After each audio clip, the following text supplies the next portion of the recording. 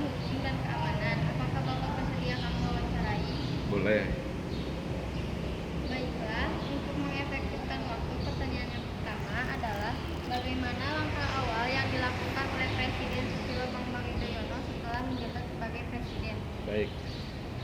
Pak SBY ini adalah presiden kita yang terpilih pada waktu itu. Nah, pada saat itulah sebagai presiden baru, beliau selalu berpidato di awal itu adalah ingin membangun bangsa ini di zaman beliau adalah akan meningkatkan kesejahteraan ekonomi, peningkatan di bidang pendidikan, di bidang kebudayaan, di bidang militer, pertahanan negara, di bidang hukum, salah satunya itu wajar ya sebagai presiden baru untuk meningkatkan bangsa kita, itu tanggung jawab beliau memajukan bangsa ini.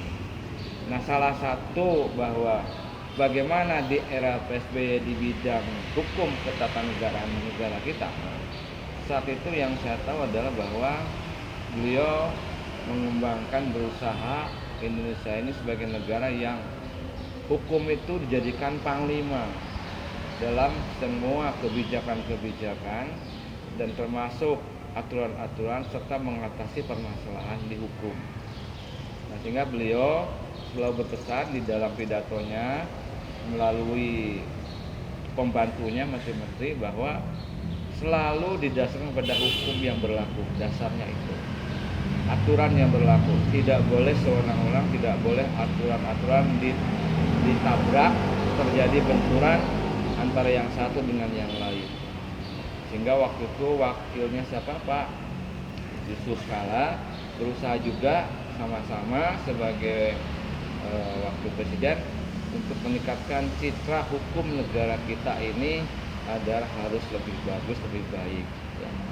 Nah, kalau berkaitan dengan hukum pada saat beliau, tentu di sini hukum yang mana dulu macam-macam.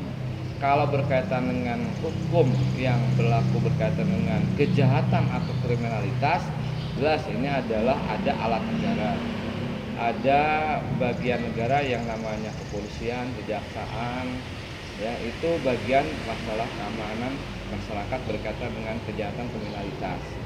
Tapi kalau kejahatan yang sifatnya adalah aparat negara berkaitan dengan kasus korupsi, manipulasi, itu di saat itu sudah ada yang